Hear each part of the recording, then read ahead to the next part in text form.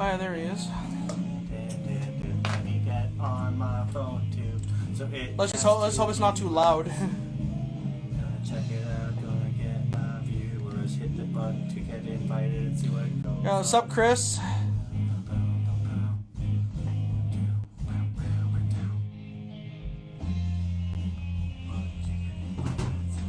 What's up, Chris?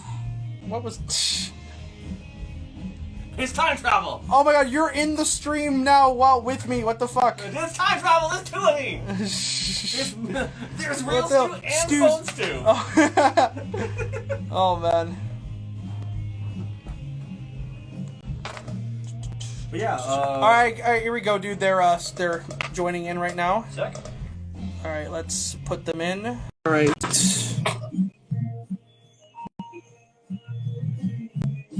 Did that work?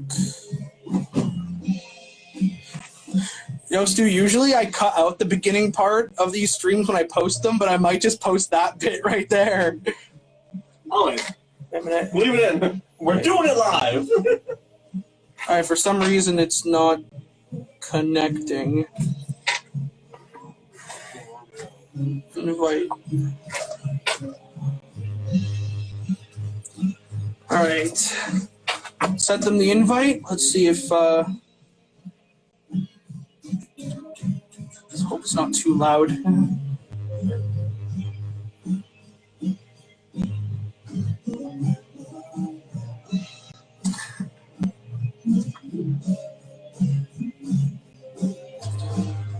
I sent a request. I know I accepted the request. Maybe this is another one. There we go. Hey, there we go. Hey, there we go. What's up, Joe? How you doing, man? Good. How are you guys? You're gonna. We're doing well. Doing well. Man, the awkwardness of trying to figure out how we're gonna fit two people on screen. Yeah. Right. All good. Yeah, this has just kind of been. This stream is a bit experimental because Stu here wanted in on some of them, so I thought, let's try it with this one, see what happens with. We do like a tag team death match, if you will. I like it. I'm gonna flick this one out. Can you hear us fine? Yeah. Yeah. No, it's good. All right, cool. It's because we're doing this from soundcheck right now, and there's bands here, and I obviously can't help that. So I'm hoping that the sound isn't bleeding through very much, you know. No, it's not too bad at all. All right, cool, sweet. So yeah, I guess to start things off, how you guys been? How you guys been during this this situation that we're all in, you know? We're surviving. Yeah. Yeah. How's have you guys done anything like production wise, business wise? I know you haven't really been shooting any videos recently, but have you guys been on the business side of things? Like, you been doing any recording or any like visual stuff, like video editing, any of that stuff? Well, I mean, I'm working with Misshapen right now, doing some guitar tracking for their next record. Cool. And finished up a record with a band called Harvested. They're like a death metal band out of Ottawa. Oh yeah, they used to come here a little bit ago. Yeah, absolutely. So we finished their record, and it's just kind of waiting to release it. We've got a bunch of videos booked coming up, but you know, with the lockdown, I was trying to follow the rules as much as I could. So I didn't have anybody over to track. We weren't tracking anybody. No one was coming to the house.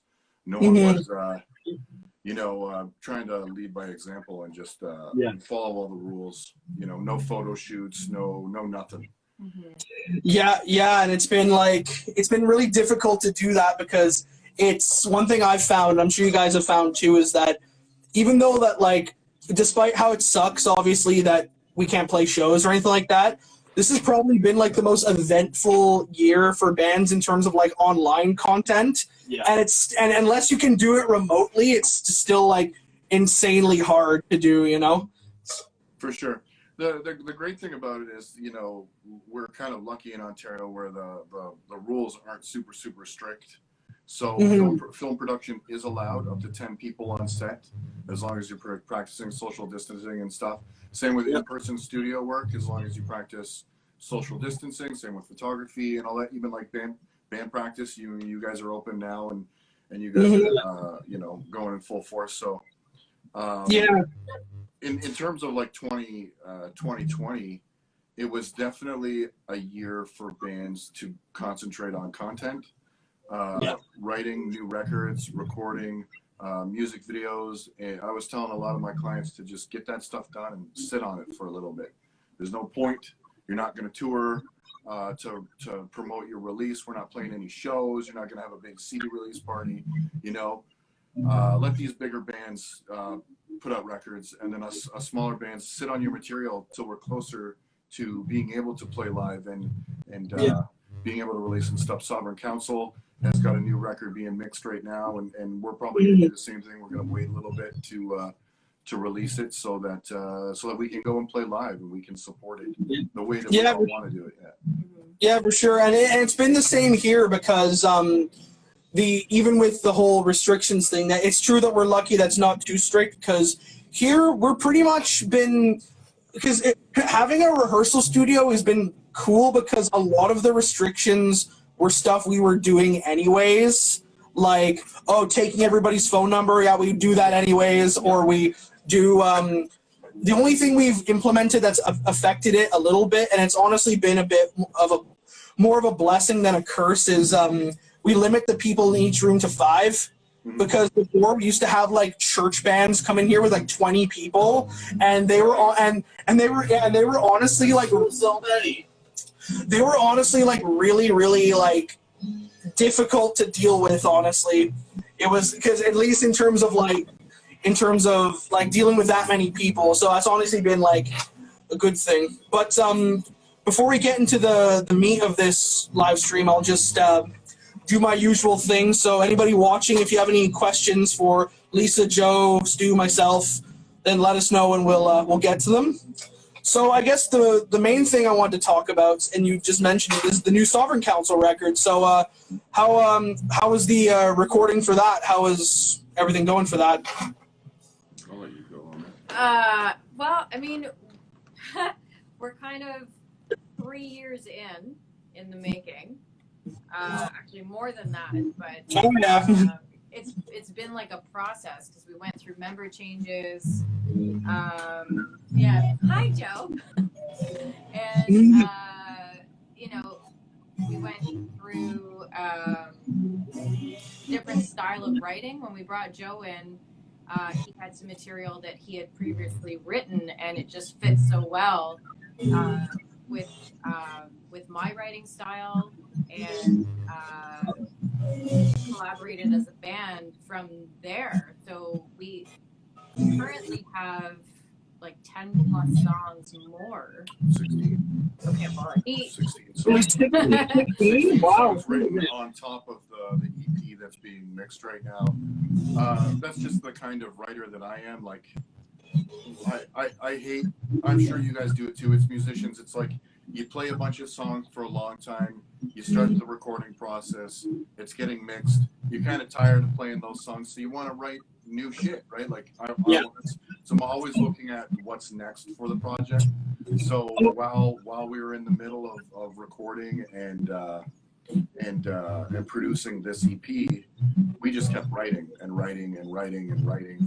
And to the point, where we're up to 21 songs. 5 of them are on this first EP, and then we're probably going to do 2 more, maybe a full length. Haven't decided. As for the process, I mean, the process went great. That's the beauty of being an engineer and being in bands, is that, you know, my guys can just come to the house. We can take our time. We can dial in our tones, and no stress, no pressure. Just get it done. Really. What's the word I'm looking for? Efficiently? Yeah, it's efficient, but it's just like, it's like island time, you know? There's no rush. We're taking takes. It's your things that need to be fixed.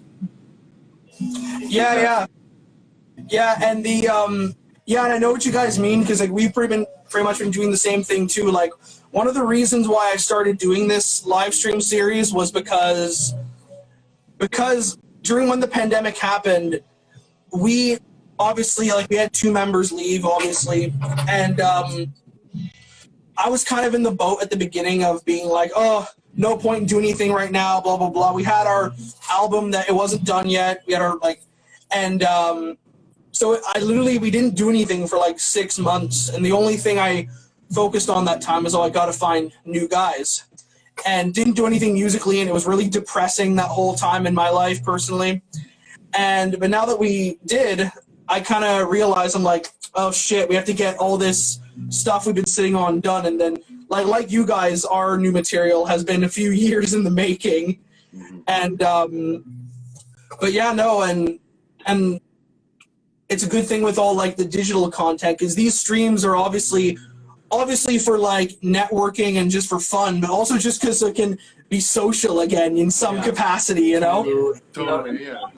We've only been hanging out and talking to the musicians in our bands, you know? Yeah. So, Yeah, and even then, one of our musicians isn't even in the country, so... there you go, yeah. Yeah, that's been kind of depressing, but it's been really good, because one thing that we've been fortunate enough to do is, like, none of us has as elaborate as a setup as you do, but we've actually been recording a lot of stuff just remotely, just from, like, Panos has access to a studio over in Greece, and we all have recording setups in our individual rooms, and we've been doing that recently, like our cover that we did for that tribute album for Running Wild, that was all done from our bedrooms pretty much. It was, here's a piece, and send it to the next guy. He'll lay his part down, take those 2 pieces, send it to the next guy, and then we all get our parts done and then put vocals on top of it.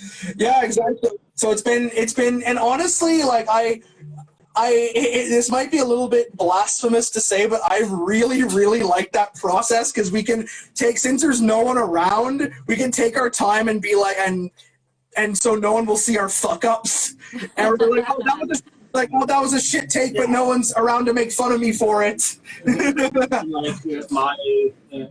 My idle time is at like midnight to 3 in the morning.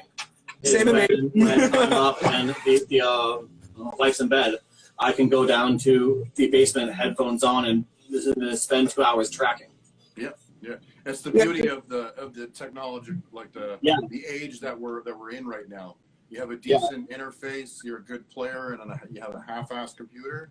You can track, and you can do very decent work on very low.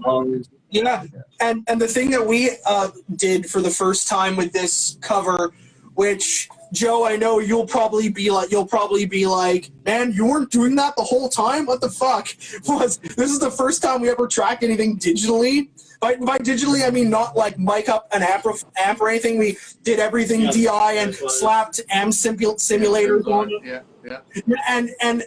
And I remember, because, I know. And then Jack Costo from Seven Spires, who we had on the show last week, he mixed it all. And then when we heard it, we're just like, why haven't we been doing this in our business? Like, the entire time. But yeah, it's like, this arguably sounds better than what we recorded in a professional studio. Yeah, you know, the thing is, like, amp sims nowadays, like Neural DSP and STL tones and stuff, these guys are taking technology that you would find in the Axe Effects and the Kemper, and they're putting it into a plugin. So you're getting the same resolution, you're getting the same kind of tonality that you would get from these high-end profilers and modelers. You get a $130 plugin now, and it's super easy to achieve a really, really good tone. The only thing that I say that's a downside to that is there's only so many amp sims, which means there's only so many tones, which means all the albums that have these tones on them will start to sound the same. Eventually, you know? Yeah, and I found that too, because I bought an amp sim for my DAW just for demo tracking, and I just kind of looked around, like, all the top producers like Jens Bogren. I'm like, oh, what's everyone using? And I bought the Diesel VH4, which is an amazing plugin, but at the same time, everyone uses it. So it's like, I remember watching Jens Bogren video, and almost every album he's mixed in the past 10 years has a VH4 on it in some way, shape, or form, you know? The last Sepultura record was done like almost entirely with that diesel plugin. Yeah. So I guess to get back to your guys' new stuff is so yeah, you guys' new EP's coming out, and this is, I guess this is more a question for Lisa. So what is oh wait, we got Duval from Lycanthro in the chat. What's up, man? My man Duval, I love that guy. What's up, What's up, guys? We still love your drum stand. I don't know if you guys remember. Oh, and also Stu is in the chat on his phone being a troll. No. Getting those figures up for the algorithm. One of my favorite things throughout this entire series that we've done, and I think one of you guys on it when I was doing the stream with Krista, just the rest of the Lycanthro guys just being just trolls in the chat. They're such great people. That was it was freaking awesome.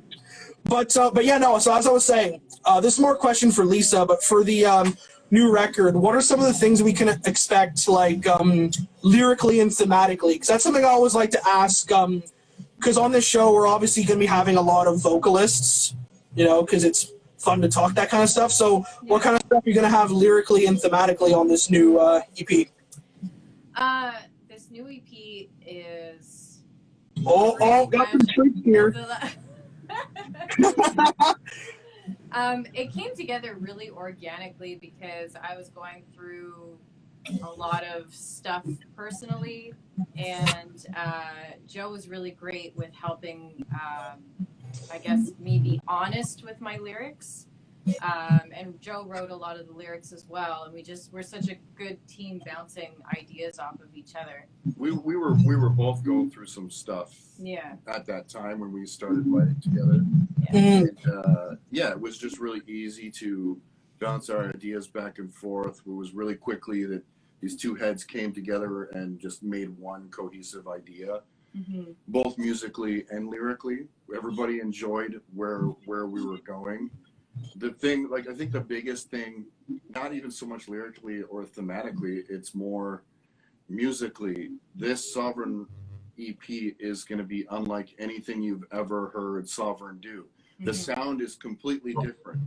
We are no longer like theatrical kind of Euro metal. You know, we're still kind of Euro metal, but more along like Swedish metal, like In Flames, Soilworks side of things. You know. Yeah, and I'm very curious to hear that because the last record I loved, and it was very, very it was very Camelot, very Delain-esque, which I love. You know me, I love that shit. But yeah, I'm really curious to see what you guys do with that. And and I know what you mean with the whole thing about because I can't really speak for what you guys were going through at the time when you were writing it, but I found that because of this pandemic, even though like the situation we're in is really shit, it's definitely warranted some of the best art, because I can speak for my guys when I say that a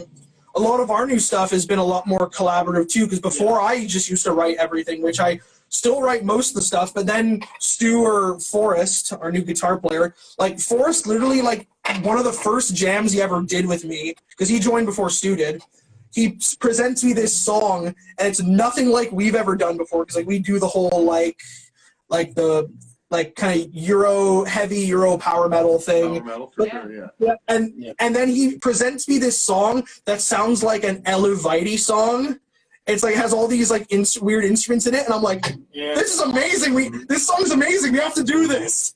Yeah, it's all triplets with the whole thing, which I don't know why he didn't just write it in 6/8 as a jig, because that's what it is. That's Forrest's thing. He writes literally everything in triplets. Yeah, like we love 6/8. Who doesn't love 6/8? Like I think Justin, James, and I's back and forth. I think I'm the only one in the band with like formal music theory training.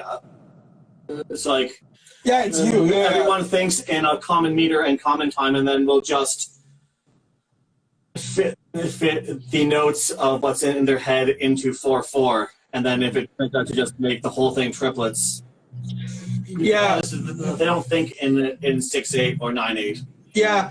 And as I was saying, it's been, even as I said, even though the time has been shit, I found that some of the bands that I know personally have been just putting out some of the best stuff they've had because and a lot of it has been finding it, a lot of it I've been finding is just from exercising those negative emotions, because we have a new song that it's sort of like our kind of first like acoustic song, or it's like a ballad or whatever, but it's like a really dark song and it's in 3/4, which I never thought I'd have something like that, you know, but it's great, you know.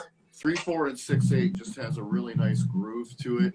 Yeah. Oh yeah. You know, it's just really groovy. That's what I love about 6/8. We've got a bunch of new songs coming up, not on this new EP, but the next one, that are in 6/8 as well. It's very ballady. It's very Evergrey, you know. Yeah. Yeah, Yay. love that band. We're huge fans of Evergrey too. Yeah. I love it.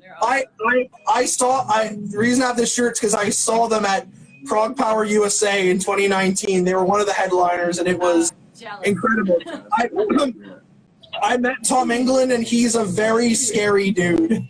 He's very nice, but he's very nice. But if you just look at him, he's terrifying. Like, you literally have to look up at him. You're like, he's a tall guy. He must be like, I think taller than Joe probably. I'm Like 6'3". Oh no, I think Pretty tall. yeah, no, I think he was like I think he might be like 6'4", 6'5". Like, the dude's huge. Yeah, so I guess one thing that I could ask you guys to elaborate on is, you were saying that, like, you mentioned your new stuff is a lot more heavier and all that. So, like, what are some of the bands you can compare it to? Like you said, Soilwork and In Flames. Like, what other stuff can you say it's like? Lacuna Coil. Yeah, Lacuna Coil, I think, would probably be the biggest one to pull from. Oh yeah. Minus the screaming, but we're working on that. Yeah. Lacuna Coil, Evergrey. A lot of the riffs. When I said like the Swedish metal kind of thing, it was more about the riffing, and not so much like new school stuff. I'm referring to like the older In Flames stuff. But yeah, I mean, I always loved music like that. And for those of you watching that don't know, I play in another band, a technical death metal band called The Scar for the Wicked. And that stuff is just blistering 300 BPM as fast as we can play kind of stuff. But my musical love and my interest has always been groove and melody. So bands like Lacuna Coil, In Flames, Soilwork, all that stuff, especially that Swedish Finnish metal, it kind of lives in here, and it always has. I've been listening to it since I was in high school. And this band gave me the opportunity to pour some of the stuff that I love about music into some music. You know, don't get me wrong, A Scar for the Wicked is a fantastic group of guys, and we really push ourselves as musicians. And that's kind of what the band has always been about. Like, you know, how fast can we do these sweeps, and how quick can we do these runs, and how tight can we possibly make it? But Sovereign, to me, is how much groove can we put in it? How can we get what we're feeling and get you to feel it with our melodies and with our harmonies and with our music? And so this band just gave me specifically the avenue to start writing in a genre that I really enjoy, that I have not yet been able to write for. So yeah, it was a pretty heavy change for I almost called it Sovereign. For Sovereign. But all the guys hopped on board pretty quickly. We found a sound we really enjoyed. It's a really good mixture of 80s synth wave mixed with modern metal. I'm a big fan of 80s synthwave, and it's just the best. It's great. To me, 80s synthwave is just heavy metal, just played on synths. It's true. It really is. If you just turn those into guitars instead of synths, bang, you got a metal track right there. So yeah, true. And I've been seeing a lot of bands have been doing that recently, like more. and I freaking love it. And but speaking of Scar for the Wicked, since you mentioned them, have you guys been working on anything? I know you guys announced your new singer a little while ago. So how's the stuff been going with that? It's going fantastic. We're 6 out of 9 songs done in full pre-production, and we got 3 more to go. It's going to be our first full-length LP. It's going to be what is it called when it's about a specific subject? It's a concept album. Yeah, concept. Oh, is it? Yeah, it's going to be the first time we've ever done it. I love concept albums. I'll give you a little bit of a hint. Have you guys ever seen Dante's Inferno? Yeah. The game or the original story or both? It's the original story. You can talk about the game. You can talk about the comic book. It's essentially, if you guys, if you've heard our album, The Necro Butcher, right? And he's a character that is present in all of our music. We like to write stories with our music and not talk about specific subjects. So this Necro Butcher is our hooded figure. He's demonic. He raises armies of the dead and, blasphemy to the world and all that stuff. So it basically... It's the story of the Necro Butcher traveling through the 9 circles of hell through his eyes and what he sees. Man, I that's freaking sick. I love freaking Awesome, yeah. I love concept albums. We're starting to do that a little bit more too. Like we're still having in like the stage of like having individual songs, but we definitely have a concept album idea for at some point. Yeah. And even just a running theme, right? Like even just something that all the songs share is, And just wanted to give a little quick shout out because I see someone in the David Michael Moot from Operis is in the comments right now. How's it going, man? Hey, big fan of your work. And I did a lyric video for you. Next, we should do a music video. Yeah. oh yeah, no, I love their stuff. It's great. I think we're actually having JJ, their drummer, on the show at some point because we played with his other band. He's in Skullfist too, and we played with them up in Newfoundland, which that was nuts. But yeah.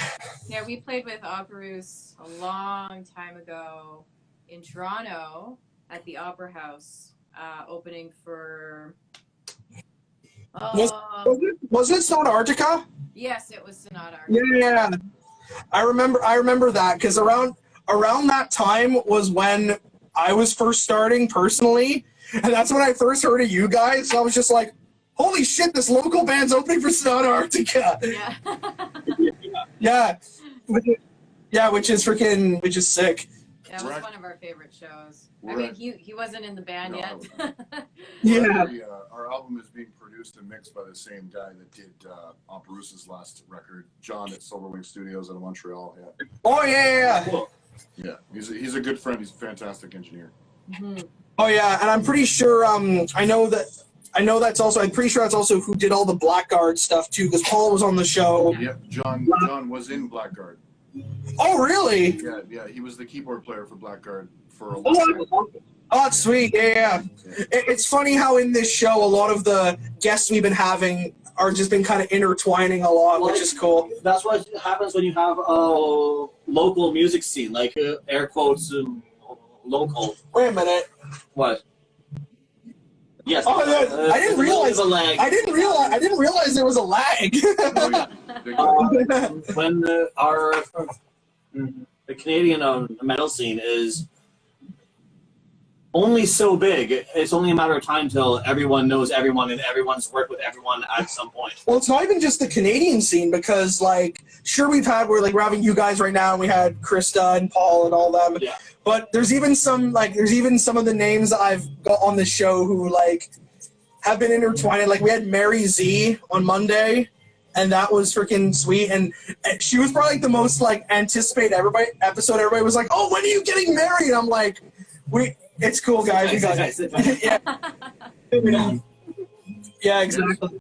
It's funny how that works, especially with members of bands, and I mean just Scar for the Wicked. Scar for the Wicked could branch. I think we branch out into like 9 other bands. Our members. Yeah. Into all Harvested, Misshapen, Sovereign Council. There's so many bands that are connected just between the 2 of us. Yeah. Let alone the 4 of us. You get 20 musicians from Ottawa in one room, and there's probably 50 bands, or at least 30 bands, all connected. I remember there was Ben Bertrand used to. It was the what was it called again? It was the Project Gothenburg Family Tree. Yeah. Yeah, I remember that. That's freaking funny. Oh man. Yeah. So another thing that we've been up to, I don't know if you guys saw it or not, is since we're so ahead in writing with Sovereign Council, we decided to kind of take a step back from that, and we started working on a bunch of covers. I don't know if you guys saw some of the covers. Yeah, we did a couple of Devin Townsend's, a Lacuna Coil, an In Flames track. I love the Devin Townsend cover you guys did. Like for me, like this is gonna be a little bit of I might get some shit for this, but I like Devin Townsend, but I haven't heard enough of his stuff yet. But the song, the song that you guys did for me, it's like literally anything with Annika von Giersberg in it. I'm sold. Literally anything. All the way. Yeah. I'm so mad. Did you guys go see her when she came here? Yes. I met her. I walked her to her bus that night. Dude, here's the thing. I was so mad about that show because I had to work that night. We played that show. Yeah. We opened for it. And I was so mad because I didn't go to that show because, like, in recent times, The Gathering's been one of my absolute favorite bands recently. So I was just like, the one time they're here, I can't go. Yeah, it was a good show. It was a fun night. Yeah, well. Yeah, she's a sweetheart. I was waiting outside the bathroom, and she came up to the end of the hallway, and she's like, "Hey, you're a big dude. Can you walk me to my bus?" So I walked her to her bus, and I grilled her the entire time about when she's going to go back and work with Devin Townsend again, and what it was like to work with him and shit like that. And she's a really, really, really nice person. Oh yeah. If that was me, I would be like, "Hey, when are you going to go back to The Gathering? When are they going to kick out their other singer?" Their other singer is good too. It's just I love those first 2 albums she was on, like Mandy Lion and all that, are legendary to me. It's the same with Devin. I like all the stuff that she's on. The new singer he has is great, but I thought he sang all the stuff. He doesn't know Annika, you know. I thought he sang a lot of his stuff recently. Thought it was. No, there is another female that he brought in. It's the same one. We went and saw him in Montreal. Oh yeah. It's more of like a jam band, but it's a different girl. She's fantastic, and she sang all of Annika's parts really great. But like, there's just something about Devin and Annika working together that just sounds so incredible. Yeah. Oh yeah. Like, you can always replace a talent. You can't replace the chemistry. Yeah, Yes. exactly. Yeah, exactly. So speaking of that, I guess since you guys started doing more covers and all that, are you able to give us a sneak peek into what other ones you're working on, or no? Well, what can you divulge to us? Well, she's if you watched the In Flames one, you've noticed that she screamed the entire video. She was taking some lessons for months and months. She's working really, really hard on her scream. Mm-hmm. We decided to do something that would challenge both me as a guitar player and her as a vocalist. We did the In Flames track, and it turned out great. So we're gonna do a couple more where Lisa's doing full on scream. So I think we might do a Wage War track, and we were talking about doing an As I Lay Dying track, and another one that we're shooting a video for very soon. I don't want to spoil it. No, though. don't say it. Yeah. Country. We've been doing it for like 4 years, and I don't want to let anybody know. Can you say what country the band's from? It's one dude, and he's from the States. Okay. All right, cool. That could be there's a doubt. That could be a few people actually. It could be any genre. Yeah. That could be a few people. Yeah. Oh man. So I guess the next thing I could say is what's the future looking like for Darkmoon? What do you guys have planned so far for the next little while in terms of music videos? Like, what can you divulge to us that you can say that you guys have planned going on for the next few months? Well, I mean, we're booked probably all the way through April for music videos. I don't know what I can divulge because I don't know if the bands want to release that. Yeah. But there is a bunch of work. The future of Darkmoon it's looking fantastic. You know, we always strive to. Darkmoon was based on giving the best content and quality that we could do for a price that isn't going to kill the musician, because we're musicians and we know what it's like. I got into recording to save my band money. I got into shooting music videos to save my band money. Just so happens I turned out to be half decent at it, and I started sharing it with other bands, you know? So, you know, being in a band and looking for someone to shoot a music video and getting quoted $10,000, $15,000 is like, that's a lot of money. And for 5 guys under the age of 20 or you know, it's a lot of scraping, you know, it's really hard. You can't do that. Most bands can't do that without label support. But at the same time, I wanted to try and get professional level quality in terms of recording, mixing, and mastering and video work. And I wanted to be able to give it to the masters or to the masses while keeping it super affordable. So I have no problem taking a hit. I've got a bunch of outboard gear. I just got a fantastic brand new cinema setup for music videos, and I buy it and I spend the money because I love what I do. Yeah.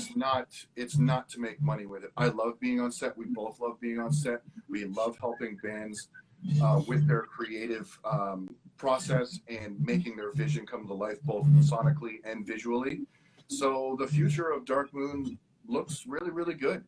You know, I think a lot of people try to do what we do, but I think it's the relationships with the bands also, right? Like, there's a lot of things that we offer as a company, not just, you know, video work and audio. We do photography. I'm a vocal coach of 18 years experience. I work for Carlton U as a vocal coach. We got a great partnership with John Asher.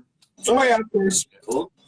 Yeah, so you come to Darkmoon, you're going to get not just one element. You're going to have a team working to get your best possible product, you know? Yeah, we're not the type of people to just like, okay, you're in the door, we do the project, you're out the door, see you later.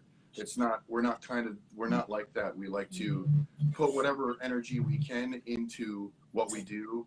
If we can help you book shows, we'll help you book shows. If we can help you promote your material, we'll help you promote your material. We try and set up the best connections and lead a path forward for the bands and help them go to the next level, you know, and visual content, audio content, photography, branding, all of that stuff is really important. And I feel like a lot of bands kind of overlook some of that stuff, or they're young and they're new. We tend to work with a lot of underground bands.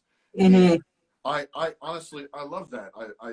I don't know if I would want to work with super huge bands. I mean, of course, I'd love to shoot a music video for Megadeth or something like that, right? But like, I don't know. It's just watching a client watch their music video for the first time and their eyes light up. They cannot believe it looks like that. Or hearing their masters for the first time and they can't believe that they could ever hear or sound like that. And it doesn't cost them their soul and their next mortgage payment to get it done. You know, we pride ourselves on that, and that's what we're going to keep doing. You know, prices go up a little bit due to inflation, and the you know, gear is expensive, but for the most part, we shoot 4K DCI, 120 frames a second, fully professional music videos for $1,000 a pop, and I don't think anybody can beat that in anywhere near the area. That's an absolutely fantastic price. Yeah, no, and I think and I know you weren't in the band at this point, but I can attest that that you guys, Joe, correct me if I'm wrong, but weren't we like one of the like really early videos that you guys did? Yeah, you were. I was still shooting on my Black Magic. You were probably my 3rd or 4th music video ever. Yeah, and even then it was a great time, and it was great for the price and all that. And it's funny because whenever I bring you guys up to somebody, because I was talking to my friend Lucas from Malakota a little while back, and he was telling me how like all of our music videos always costed like at least $5,000. I'm just like, What? Yeah, like in the other band I play in, Captain Tor, the Nebula Cast Pirate Invasion, the only thing that's held us back from shooting videos is the price on them. Yeah. Because like the one guy we were looking to out of Quebec City, we were looking like $6,000 to $10,000. Yeah, yes, and that's the point. Again, it circles back into why Darkmoon exists in the first place, is to give bands like yours an opportunity to get some quality content that doesn't break the bank. And we love working with bands. That's our passion. It's what we love to do. Yeah. And the biggest thing I think that separates us from other people that do it is that we're musicians as well. We understand the struggle. We know where you're coming from. Starving artist.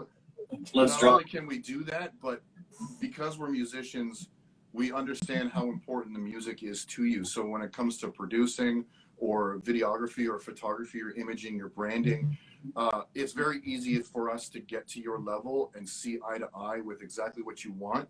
And then we make it our mission to give you what you want for the price that we want, you know? Yeah, and make it fun. Yeah, we make it fun. Yeah, and it's good thing you mentioned that, because that's actually something I was the other day when Jack Costo was on the show. Me and him were actually talking about that, because as I said, he started mixing our stuff, and he's another one. Again, he's mainly a musician first, and I think I can speak for all of us when I say that I think at this point in the game it's better to have someone who's like a musician too, because they understand, because I obviously won't mention any names, but I'm sure we've all worked with engineers who either aren't musicians or they're like a really disconnected kind of, and it's frustrating sometimes, and I'm sure you guys have done it. We've certainly have, so. Yeah, I mean, it's really easy to kind of just like get lost in translation, the feeling or the emotion mixed with the music, or it's very easy to get separated from that. But I find that's why it's really important to have meetings and in-person contact and build a friendship with the musicians that you're working with, so that it doesn't go stale. It's always a fun time. You know what I mean? I'm always looking forward for my next client to come over. I love shooting the shit with them. I love busting their balls and having fun. And it makes it memorable for me, it makes it memorable for them. And it puts out a good name for the company and whatever. It's we're not doing 25 million YouTube hit Justin Bieber videos, and we're not banging out triple platinum records, but we're putting out the best content that we can for a very reasonable price. And I think that's all you can ask for when you're an underground band and you don't have a lot of money, and you can get a music video shot in 4K for $1,000, get a record or an EP done for $1,500. You're laughing, you're laughing. That's easy money at that point. Yeah, exactly. And I was about to ask something, and I just had a massive break. Sorry, easy money spent is what I was trying to say. Exactly. Yeah. Give us your money. It's not raining money over here. Give us all your money. Yeah, but it's true, and that's really important, obviously, because that's one thing. Like, just to tie it back to us too, is that like that's sort of the whole reason. I'm about to block you with my hand. No, it's been that's the whole reason why we've. The common theme of this is. Yeah. No, but that's sort of the reason why I started doing this show too, because a lot of the guests that I've had so far, maybe aside from you two, because you guys are actually, I think, the first local people we've actually had on here, because it's mainly been like either from Montreal or from the States or wherever, but it's mainly just not only just to like network and to talk to people, but it's also just because a lot of the people I've had on here so far, like Paul and Krista and Jack and Mary and all them, they're all people who I've just like wanted to like, just so like They're people who I like, who I'm friends with, who I just didn't want it to get stale. And this kind of interaction I found was like the best way to do it because these streams seem to be doing really well. And yeah, and it's a good, and it's, as I said, it's just nice to feel like it's social again. Like it almost feels like we're talking at a show again. You know what I mean? Totally. Yeah. It feels good. Yeah, for sure. It does feel good. It's definitely better than like a normal interview. I remember when I was doing Heavy in Ottawa for Rebel 101. I had the opportunity to interview Max Cavalera over the phone about the new Soulfly record, but all I could keep bringing up was Sepultura. Yeah. and I kind of pissed him off about it. So it kind of got awkward, you know, and interviews like this where it's just we all know each other, we're friends. Yeah, it's more of a conversation than an interview. Yeah. A lot more laid back. Yeah. Like as like this series, I kind of like hesitate to call it interviews, you know, because it's just kind of like just doing like, because the whole thing, I will admit this, but I ripped off this idea from a friend of mine because my friend Gaia Gawarda from Uriel in Montreal, she started doing this to promote her stuff. And she had me on an episode, and this was like still this was still like kind of in my really like depressed, not doing anything state. Then afterwards, I'm like, oh, this was so fun. We got to do this. Yeah, because like when you shift your brain from competition to a community, we're all just part of the same family. We're not competing against each other. For listens, because people can listen to and watch more than one band, so there's no sense in putting up fronts and walls from one band to another. Like if we're all friends, we're all friends, and I think it's important in a local scene to have that camaraderie and that sense of community, and not compete with each other. It's not a competition, you know. I feel like we get a lot of those comments pre-pandemic when bands would come to town from either Toronto, Montreal, or the States, and they see the community that we have in Ottawa and how everyone just supports each other, you know? Like, it's a very tight-knit difficult industry to be in the first place, so there's no reason to try to, you know, look bigger than the other band, you know? Like, it's just everyone just needs to support each other. If you want to see a community come together, just wait till this pandemic is over and we can start doing shows again. Like, oh my God! We're going to do shows. The bars are going to be packed. Yeah. Everyone's going to be dying to go out and play. And it's going to be a good time. Yeah, and I think the bar is going to be set really high because a lot of bands have had this time to really cultivate, and we're going to hear some of the best material from all these bands. And the thing I found funny too that you brought up, Lisa, is that oh, God damn it. Some of my friends just showed up, I think, and they almost walked in on the live stream. God damn it. Yeah. Running down the street, let's go. But yeah, no, but the thing that Lisa brought up that I totally agree with is that in Ottawa, despite the fact that the scene isn't as big as in other cities, there definitely is a sense of camaraderie. Yeah, and every band knows everybody. And we're all buddies, you know. Like I think, and I'm sure you guys can attest to this because we've both played outside of Ottawa a lot. Is that isn't always the case in a lot of places. Like I can probably say, like in Toronto, for example. Toronto, it's pretty much almost all competition I found there. Like all to the point where, again, I won't mention any names, but I've heard lots of stories of bands like, oh, we don't play with this band and we don't do this, or not just like in lots of other communities I found it, and it sucks because it's like oh yeah, we don't play with them, we don't like them, blah blah. And it's just like, why? It's not. And a lot of the reasons are usually stupid. So yeah, I mean, in the end, it is inevitable. We're lucky in a sense because our scene is not super large. Yeah. And of course, there's always going to be bad blood between people on a personal level, not on a musical level. Mm-hmm. And sometimes people just don't like people, you know, and that's the way it goes. And when you get into those bigger cities like Montreal and Toronto that have a much more prevalent scene, you've got a lot more players, a lot more people, which means a lot more angst and a lot more anger and dislike between people. And it doesn't take much, you know, it really doesn't take much where, you know, a band second time ever playing live takes 30 minutes to get off stage and the band after them is pissed, you know, and people hold grudges, and that's just kind of the way it goes. Oh no! The best thing you can do is let it go and be professional. You know, I mean, every big band I've ever met, I've ever played with, have always been the most courteous, nicest people. You know, I've never met a musician that I've shared the stage with that has been a complete fucking dick. You know.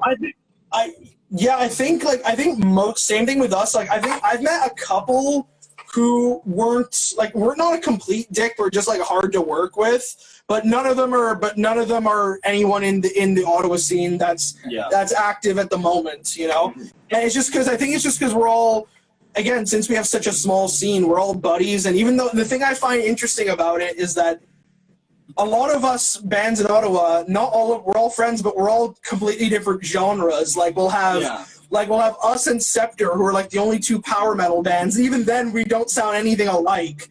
And we're friends with like you guys and Misshapen and all that. And we'll all do shows together, and it's more interesting that way because it's not like, oh, a freaking death metal band playing with a prog band. What the hell? It's like that's kind of just normal here, you know.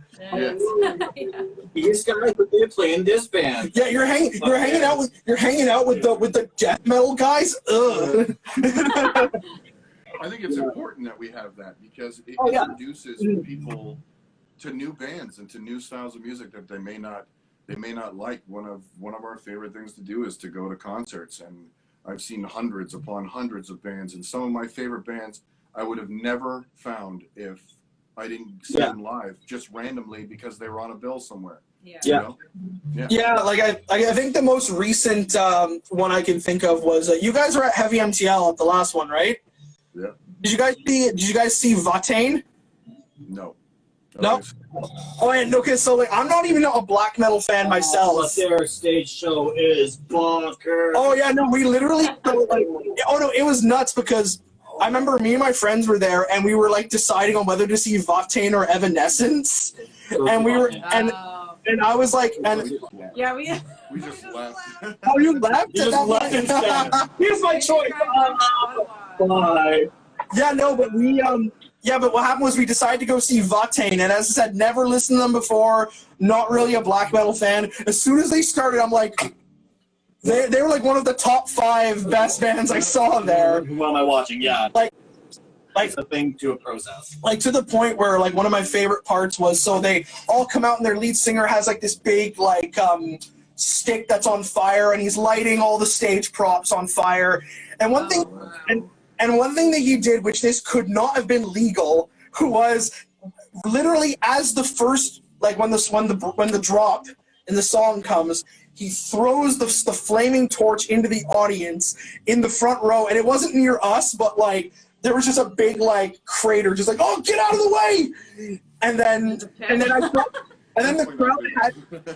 crowd had to like carried through the crowd, had to hand this blazing torch that was still on fire to the security guy so he could go dump it out in the lake or something. Because this is on like the lakeside stage, so it was just bonkers.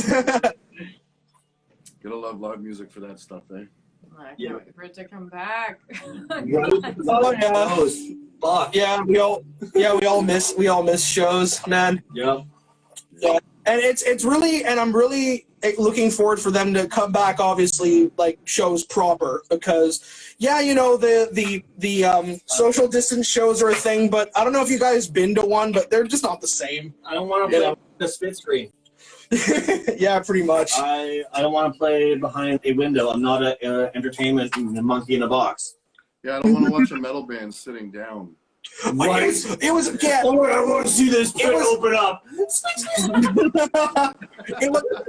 Well, yeah, because I said I went to one of those socially distant shows, and one thing that I'll admit that I did was I was honestly like so bored that I had to literally put my mask on and pretend to go to the bathroom multiple times just so I could walk around. Upsetty. Yeah, it was just like, it was, It's so upsetty. I think if anything, maybe you know, you tend to, when I go to see shows, unless it's a band that I really, really love, I tend to just kind of like get absorbed into the situation and just listen to the music. Whereas sitting down, maybe it'll give you the opportunity to pay a little bit more attention to the musicianship. What's that guitar player noodling away on? You know, how is that drummer doing that triplet fill or whatever? So I think there's a silver lining to everything, right? So I mean, there's definitely a silver lining to that, and the fact that bands get to play. Some bands just want to play. You know, some bands don't give a shit about a full club. They don't care about money. They just want to go and play their music for people. And I think even though we can't do it to the level we want, at least it's there, you know. Yeah, like and that's cool because like there's obviously bands like you guys and us who like were trying to be more professional and all that, but there's a lot of the local bands here that I find it really it's very I want to say optimistic, but I know that's not the right word to use. It's very like heartwarming to see a lot of the bands here. Like Winter is a good example of one. Like those guys don't care. They're just like, yeah, we're gonna go play, and that's all we want to do. And that's all they care about. They enjoy the creation of music. Ryan Con Jovi is like one of the most musical dudes I know. Every time you see him, that's all he talks about is music. Every time I message him, that's all we talk about is music.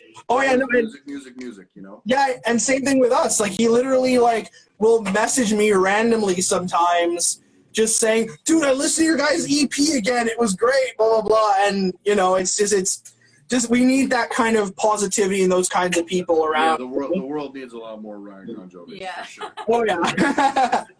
Well, it's because, like, also, like, because in terms of some bands, we have to, like, with a lot of us, we have to take ourselves, you know, somewhat seriously, since like as I said, we're trying to be professional. But it is very cool, and it's very nice to see a lot of bands who just don't care, and they're just like, yeah, we just do it because we love doing it, and fuck anything that you guys say, you know. Yeah, and in the end, that's why we all do it, right? We all do it because we love creating music.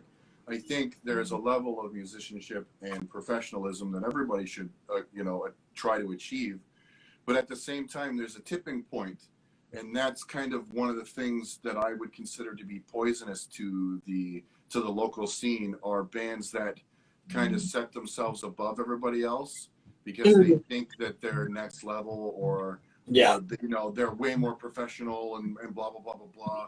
And in my opinion, that actually degrades the scene, and it takes away from the camaraderie, and in the end, it kind of makes that band or those people look like dicks, and then no one ever kind of wants to work with them. And again, and for the millionth time, I won't mention any names, but we've all seen that even in Ottawa, and it sucks. Like I'm sure, like we've played with one or two bands who have been like that. They've just been very like unpleasant people who took themselves way too seriously, and it's like be the next cannibal.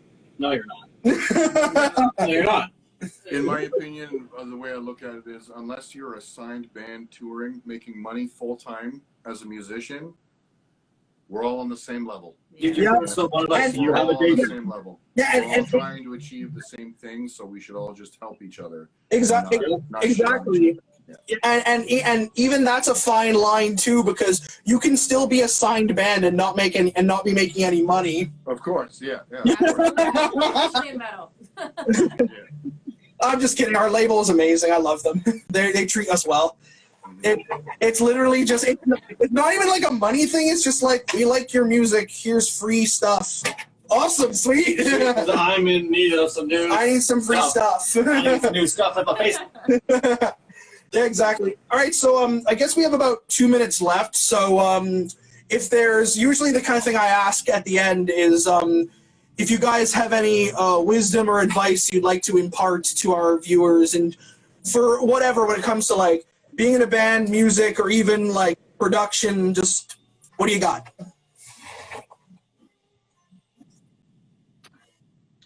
You want to go first? My advice would be to believe in yourself, because I've been doing this since I was 16 years old, and I'm now 37. So, you know, oh my God, I'm old. But I've done many different genres. I've put out, I don't know how many albums in other genres. And the metal scene is definitely my favorite. It allows you to grow as an artist. Like, there's no ceiling. So, and always invest in yourself. So even if you think you're the best musician ever, learn something different from somebody else. You know, you can always get better. You can always grow.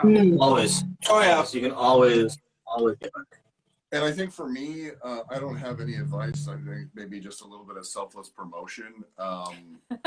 This woman is the most talented vocal coach in the area. If anybody watching this needs to learn how to sing or needs to learn how to perform in a professional manner, hit her up. She's fantastic. If anybody's looking for recording or video work or photography, Darkmoon Productions is always there to lend a hand and help you guys out. We want to help with your project. You know, for artists by artists, that's what we live by. And we're affordable. There's lots of people in this city that do it. I'm not saying come to me, but I'm saying come to me. I'm not saying that, but I'm not saying give me your money, but give me your money.